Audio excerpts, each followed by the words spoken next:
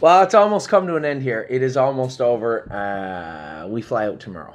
Tomorrow. It's my last night in Australia. And wow.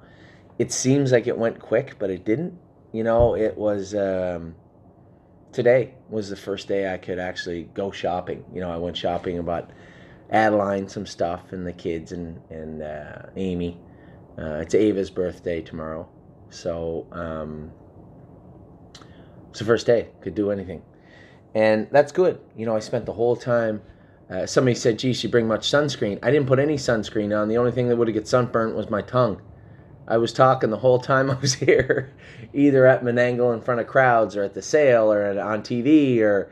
It was cool. It was cool to be able to talk about what we built here and talk about our clients and how important this model is. What did I call it?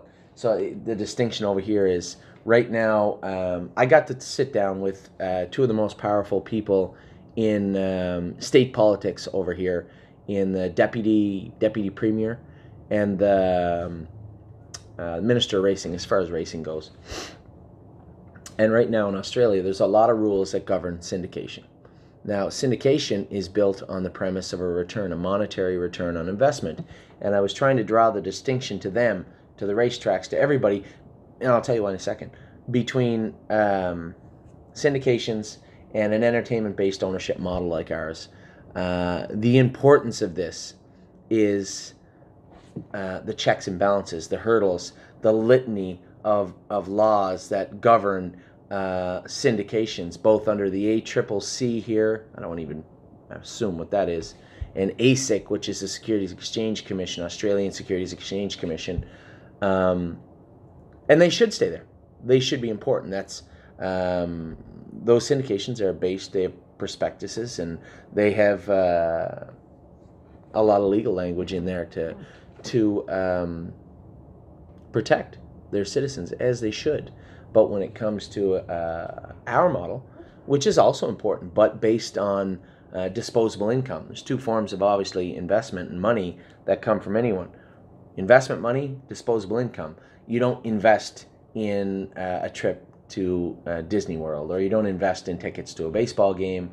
You do that for entertainment. So two different kinds of revenue.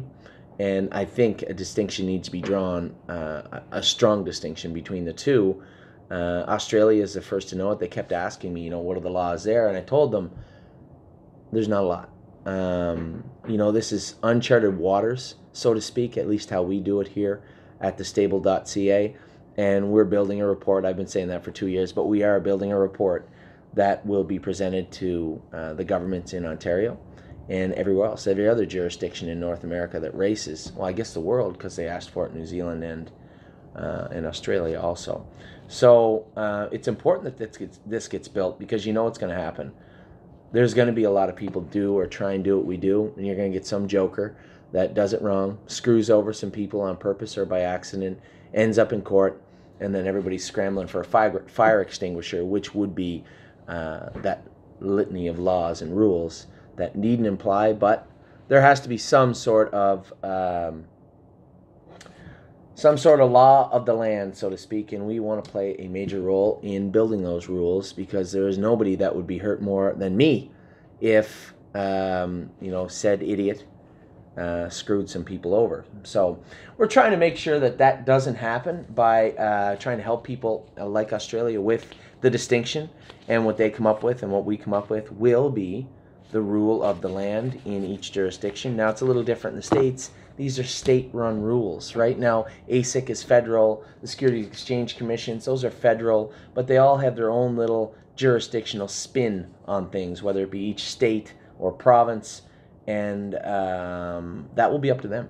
But I believe understanding the importance of this model, and people might just say, well, it just has to be that way. Okay. The way it is in Australia right now, young people cannot open a fractional ownership syndication. It's too expensive. It's too costly. They can't do it. So I guess unless you want to work as a groom until you have enough money to pay your rent, pay everything, not buy a car or anything else, and save up to pay $10,000 or $15,000 or whatever it is to open up some syndication that is not necessary, then I think we need to do something as an industry Australia gets it, New Zealand gets it, and hopefully when we're done, everybody will. And now we're going to talk about the stable, the racehorses, because when I first left and I watched our horses race, I wanted to get on a plane and come home immediately. It was a rough ride for a week, and I think everybody needs to understand, and now hopefully you do, the problem when you interrupt a very structured animal like a horse and an athlete in that way, their routine, when weather or not being able to train because of the track, when that occurs, it can really screw up some horses. And you look at a horse like Be My Delight. What's the other filly's name? Stonebridge Loyal. Those horses look terrible their last starts, and simply because we can't train them, can't do anything in between, and it made it very difficult. But over the last 4 or 5 days, I sent that, and I have my email. I'll always remember that till the day I die. Now, I don't know who originally said it, and it was Ronnie. It was fantastic. But Ron Waples said one time, happiness is only one win away. Isn't that the truth? And I was fit to be tied last week. Road Tripper. Now when James got set back, obviously it was a blessing in disguise because he got to fit that class again, but he gets set back. Then one horse race is bad. The Mystical Mission hasn't made a break in forever at the gate. He made one at the gate. But it came around, didn't it? A little bit anyway. Road Tripper took his lifetime mark, 156-3 the other night, and looked good. Now, I've been fielding calls about Road Tripper and a potential sale. I have not passed that on to our clients, simply because I own 90% of Road Tripper. It's one of the only horses I own a huge chunk of, and I've kept him for 4 years now, 3 years, 4 years now, and I'm not selling him right now. I believe he's going to be a very good horse for us if he stays sound. I think his best races might even be next year, but I believe he's such a good horse, and it's so weird. My whole life it was like, have them good every week, have them good all the time, because if they're not, who knows, right? And then you come over to a place like this, and they don't race their 2-year-olds for a year. So all these, we'll get to that in a minute. I'm not going to talk about that. They have their horses a long time. So when we're faced with a horse shortage, which is absolutely real and tangible here in North America, it's incumbent on us to build a strong stable. And I think that's what we're well on our way of doing. And Road Tripper raced fantastic the other night. A real ray of light in a real dark place for about 10 days for us. Payline Blue Chip raced good the same night. Bay Jewel, although she was 6th, this is a filly I just couldn't get my head around. I liked her so much when she was 2. I was crushed when she raced so poor in Indiana. I said, I don't. Maybe she's not as good as I think she is. She really fooled me. And then she trotted in 59, last half 59 the other night. Looked good, but considering coming off the shelf and, again, missing all this time in between, I thought she looked fantastic. And I think she's going to come. And, I told James, you can keep driving her. I want to make sure both her and Road Tripper, they're yours now. You can drive them. And I'm really excited to see what's going to take place with her. Then I saw Arvika made that horrible break in London for no particular reason. This is a filly that won, took her lifetime mark on a half-mile track, and then made the break in London. I almost threw my phone halfway into the Pacific Ocean when she run. We were on a ferry or something, and I said, this is our filly. I want to see how she does run. I almost heaved it right into the ocean. Thankfully, I didn't, but I did not, obviously. But rebounded with a good qualifier. Then Artseeker, the perennial loser of the stable, just cannot win and won't win, doesn't want to try. I said to Kevin last week, I said, if you can get him off the gate good and he gets to the front, they're not going to beat him in that class. He's due too. We've been running him up the wood and finishing up strong. And I was sitting in a store. We were getting some coffee or something, and I saw him make front. I said, "Oh, hallelujah, hallelujah! He made front." And Kelly says, "What are you doing?" I said, "He's going to win now, this horse. They're not going to beat him." And I talked to Colin after. He said, "Yeah, he just jogged." So some of our partners, can we sell him now? Now's a good time to sell him. And then other people are like, "Geez, he raced good." Yeah, I mean, the problem with Artseeker is I did fish him around to a couple of people to sell for quite a bit less than he actually looked like he was worth the other night. So it might be hard to sell him right now, but eventually somebody's going to jump up. Maybe we'll put him on Standard Break Canada on Monday for 15 or 16,000. I think he goes for a little bit that or a little bit more. Yeah, he go for quite a bit more actually right now. It's just been a whirlwind here. I get to talk and talk and talk, something I love to do, obviously, and extremely receptive audience and country. Now, big news. Sunday, I said Saturday, so I'm speaking. I'm speaking at Newcastle. Newcastle is a beautiful place, little town, little track, small crowd, but a lot of youngsters showed up, and a guy comes up and he said, I love your syndication model. I just don't know if it'll work here. Not because of the rules, just because of what he perceived to be a complex model. And I said, I apologize. I try to unpack this model for our audiences as well as I can, but without overwhelming them with the back end of the site, with the numbers of our clients, with the emails and the calls. I just try to just show them what it could be from start to finish. Then the finish is up to them, wherever they want to say the ceiling is. And I explained it to them. I said, it's not that hard. It's very easy. It's all about communication, talking to your clients, and being open, being transparent, allowing them to be a part of your stable. Now, I said I allow our clients a part of my life. You guys play a big role in my life. 2 hours every week doing these videos, emailing, phone calls. I enjoy my job. I love my job. And he said, I know. He said, I'm just not sure if it'll work here. I said, yeah. I'm going to show you it works. I sent an email out to you guys on the weekend. Over 50 people responded, yes, I'm interested. Now, a lot of you were interested because we had our eye on a Captain Treacherous filly. Beautiful filly as an individual, just a tremendous looking filly. We saw her at the farm. I just kind of saw her by accident. Tremendous filly, but she wasn't worth, in my mind, still not. She went for $72,500, which the Canadian dollar and the Australian dollar are almost par, virtually the same. So that kind of money for that filly was a bit ridiculous. I thought we'd probably sneak out of there with her for 30, maybe 36. I actually was still in at 48 because we had some Australian people that wanted her. And I said, yeah, she's a nice filly. She's a nice sort of filly. 72, come on. She wasn't worth that. So beforehand, now this filly was at the end of the sale. So I was the underbidder on the Heston Blue Chip filly I showed you the video about. Loved her. Her family was good. Really, really liked this filly. But I thought she was 15, 16. I let her go for 17. Now, the beauty of the Australian sale system is it's okay to buy your horse back. They do it all the time. And it'll pop up in the APG site, reserve not achieved. Click, make an offer. So I had talked to the owner. He had a reserve of 18. He wasn't selling her for less than that. He only had partners and a trainer. He really thought she'd bring 25. 18 was their lowest point.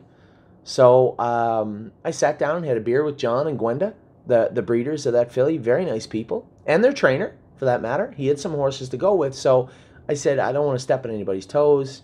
If, in fact, you want 18, would you be interested in keeping a piece of this filly? Sign of good faith. He said, yeah. He didn't tell me how much. So Darren McCall is getting that filly. Now, many of you know the name Darren McCall from racing in North America. I drove lots of horses for Darren. Darren's a great guy. Great guy, very good trainer. Second, third, fourth generation driver, trainer, I don't know, but good horseman. Had horses for a lot of big stables for quite a while.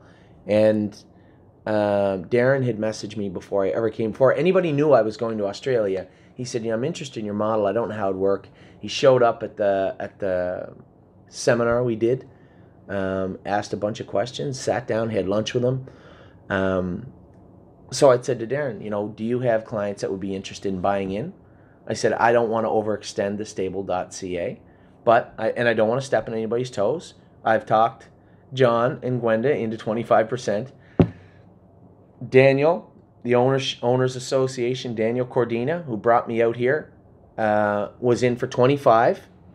I said, if you bought 25, I said the stable will be comfortable doing the rest.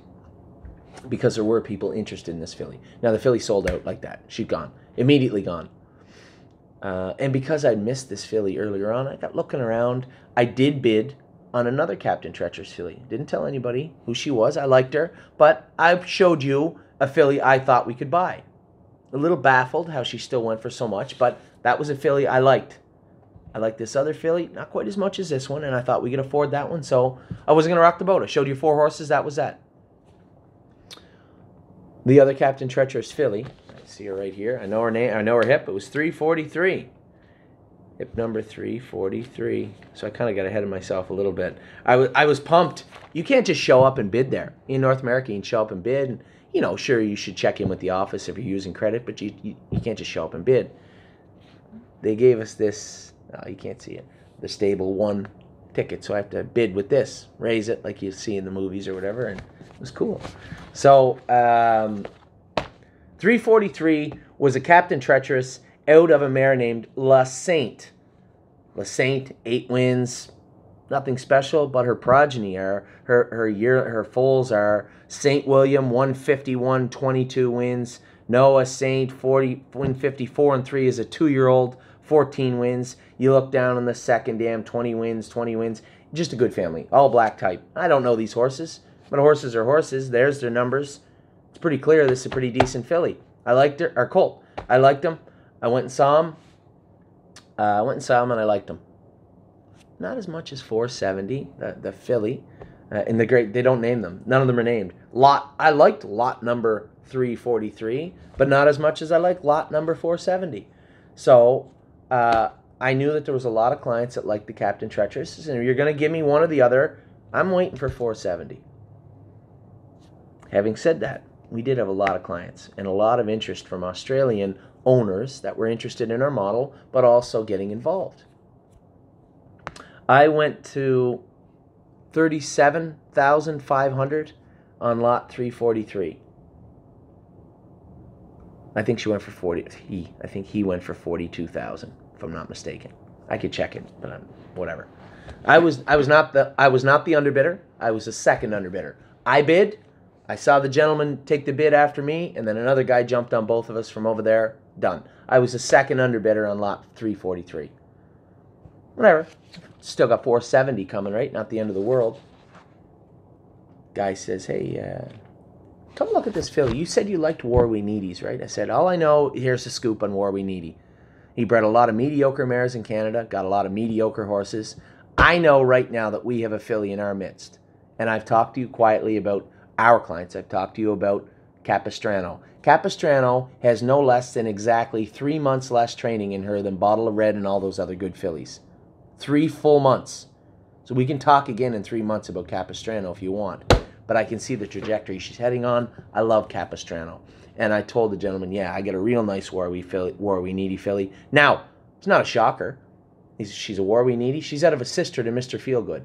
And you can look at the dams if you want. The first 5 foals in the first dam, they're like Armbro Deuce and a bunch of other sires that are kind of off the beaten path themselves. War We Needy was going to get a chance. It was going to be with that mare. So he says, come look at a filly. And everybody says that. Breeders always say, hey, come look at a filly. This guy wasn't a breeder, right? This guy was interested in this filly. Walk over. What a beautiful filly. She's so I look close. This horse is at a Rockin' Lulu. Rockin' Lulu is a rock and roll Hanover. No big deal. But Rockin' Lulu is out of La Sainte. La Sainte is the mother of the Captain Treacherous colt that I missed earlier on, that I didn't get. I didn't keep going on. So now I am intrigued. Direct relative. Pull her out of the stall. My God, she's beautiful. Well put together. Reminded me of Capistrano, except Capistrano doesn't have any paint on her. No chrome on her for the most part that I'm aware of. I know not on her face anyway. This filly's got a little white blaze on her face. And beautiful filly. We walked her up and down. I checked her all over. We bought her. 17,500. Now, at this point in the sale, I'm thinking, I had already talked to John earlier, now the breeder of, once I realized the format of the sale, when I saw it come up, RNA type, they bought it back, make an offer. I contacted John. I said, I'd like to talk to you. I said, just let let me get through some of the sale and then we'll speak. No problem, Mr. McDonald. So we did. We talked later. This was our first horse we bought, was the War We Needy filly. I'm happy. Now, I didn't really tell anybody I was looking at this filly. We were looking at a War We Needy later, but I looked at him a couple more times. He's just so big. So big. I mean, I don't want to use the word too big because we have some big horses, but he is big. And I like the breeding on this filly. I like the way she's put together. She reminds me of a filly I hold in pretty high regard right now. So I'm pumped. I got 407. Daniel jumps in. I want a quarter of this one. Okay. Robbie, one of the trainers, Robbie Morris, is one of the leading trainers over here. Does a great job. Real top-notch operation. He's going to get this filly. So now I have Darren McCall and one of the leading trainers over here, Shane Tritton, is interested. You'll know Shane. Shane's father is Peter Tritton. Peter Tritton is the trainer of Bit of a Legend. For those of you in Ontario, Bit of a Legend's the horse that won the big race in London. It used to be the Molson. It's the Camluck pacing series now, I believe, or race now. Bit of a Legend is trained by Peter Tritton. The son of Peter is Shane. Shane's one of the leading trainers over here. Now, I felt terrible because I'm okay, so 407 can go to Darren or Robbie. In my mind, we're getting 470. It's a foregone conclusion. There's no way this filly brings more than we have set aside for. I'm not paying 72.5. No, 470. We didn't get the Captain Treacherous. Now what? The sale's almost over. I'm not going to run out and buy a yearling just to say I bought a yearling. I'm done. I got one. Now I call John back. When John and I sit down, we make a deal. Now we have two.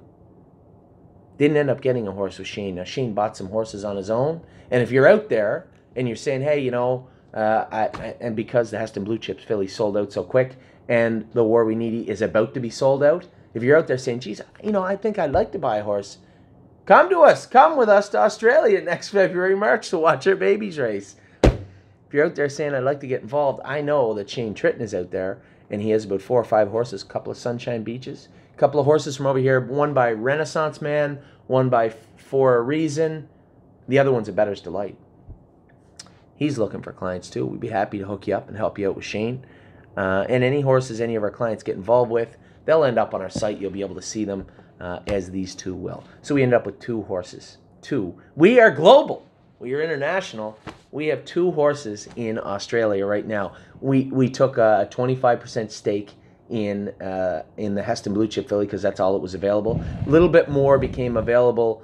Daniel bought some, another guy bought some, and I would like to keep some of the filly with Amy, the War We Needy filly, because I'm interested to see how this is going to play out also. I saw a lot of big, good-looking, athletic creatures go through that sale. Better's Delight, Captain Treacherous, some beach somewhere. I have no illusion that buying a Heston Blue Chip and a War We Needy might put you behind the 8 ball to start with, but bought 2 nice fillies. We paid less than I thought I'd have to pay for either of them. Now, I guess if I stopped at 16, it's fair to say, no, you thought you'd get the Heston Blue Chip for less. Had the Heston Blue Chip sold after 470, I would have went to 20, 22. But I don't want, you know how we operate. I don't want to stretch ourselves, and I'm certainly not in another country. So I didn't. So, circling back, as I said, I think we bought 2 very affordable yearlings, and we're going to show an entire country, and they're all watching now. We're going to show an entire country how things work. You would not believe, I bought those horses at the sale. I've had multiple emails from trainers in Australia, from clients in Australia that are ours now, or other people trying to get involved. You see, horsemen, as I said this to the owners group, horsemen are great people, but they listen with their eyes. They might hear me talk, and I might talk about how good it is, but they don't believe it until they see it. So I think if we get horses with, if we got the horse with Darren and with Robbie, and hopefully maybe even one help Shane out, I think other people will have to take notice, right? Maybe next year when we all fly down here to watch our horses race, TheStable.ca can maybe put on a couple of more seminars, but these ones will be in the general public. So that is the opening. That is most of the opening. Anyway, this is Gonna keep that forever. This is, we bought horses in another country. We are now international. The horses, by the time you see this video, both will be completely sold out. If you have any interest, as I said, in the Bettor's Delight, the Sunshine Beaches, the For a Reason, or the Renaissance Man with Shane Tritton, Shane is eager to work with the stable, and we're eager to work with Shane also, but I certainly don't want to make any commitments where I shouldn't, so I'll just leave it at that. We're going to get into it and talk about the stables. Had a rough start to my trip over here in Canada, but ended off on a pretty good note. Happy Holidays was claimed tonight, but one for our clients that owned Happy Holidays. You know why she was there. She wasn't a preferred trotter anymore. She's going to do very, very well in those claiming ranks. She's not a Mohawk filly, never was. I'd be surprised if she did overly well at Mohawk, but I think she'll excel and succeed in those claimers on the B tracks. So good for us, and good luck to the new owners. Art Seeker will try and build on his one race winning streak in a year and a half. Petaline Blue Chip continues to race well. We had a good finish. We had a good finish, right? Now hopefully we can carry it into Monday. We got a number of question marks coming up. Sunshine Inn's going to make her first start on a half-mile track this year. Again, I wanted to go drive her. My plane doesn't land in time. Drew the outside. I don't know what's going to take place. She's going to get bully, and Robert Shepard's going to leave out of there with her. Is he going to take her back and race her conservatively? I don't know. I'm going to talk to Robert probably tomorrow about her. Lincoln James, a little bit flat last week. Again, the weather it's making it really tough to do business in a proper way right now in Canada, and I think Lincoln James is a perfect example of that. He'll bounce back. He's a real nice horse. I think he's proved that. What else do we got? That's about it. So that's it. That's by this time tomorrow I'll be in the air asleep. 40,000 feet in the air, asleep on my way back to you and back to our horses in Canada. As many of you may or may not know, Anteros, now this is the other shitty part about horses not being able to get out all the time. Anteros kicked the wall the other day and injured himself. He'll heal, but you're looking at a fall start for Anteros now. So the people that own Anteros, that's obviously not the news you want. As one of your partners, it's not the news I want, but it happens. And then Miss Mischief Maker bounced back. She had bruised her foot 2 weeks ago. You notice she missed her last training set. Trained great the other day, James said. Then I get a call saying she cut her leg open in the stall, needed to be stitched. It's all superficial. I was about to throw a complete hissy fit, and then I talked to the vet himself. He said it's all superficial. It'll heal.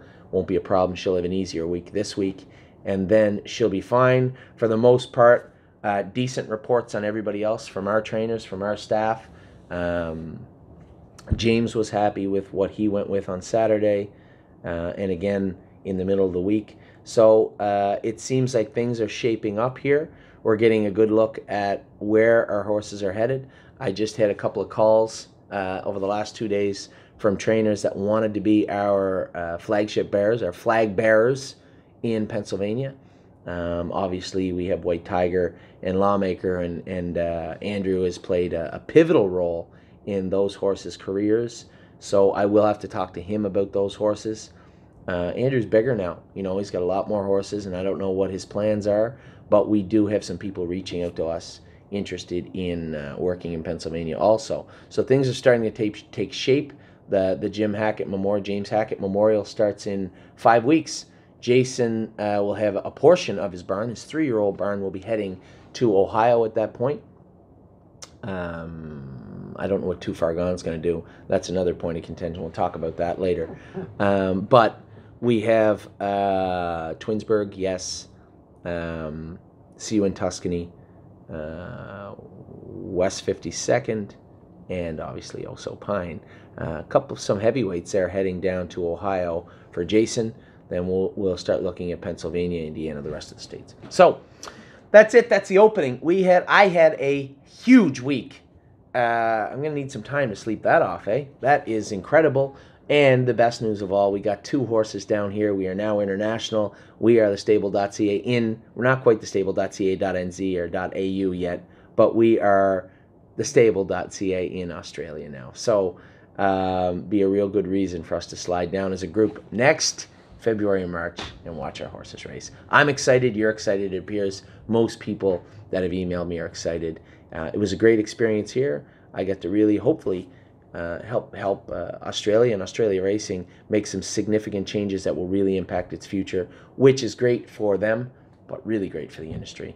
So maybe Curtis will add some of the interviews I did over here so you guys can see what I was up to. A great place. If you've never been to Australia, make a point to go.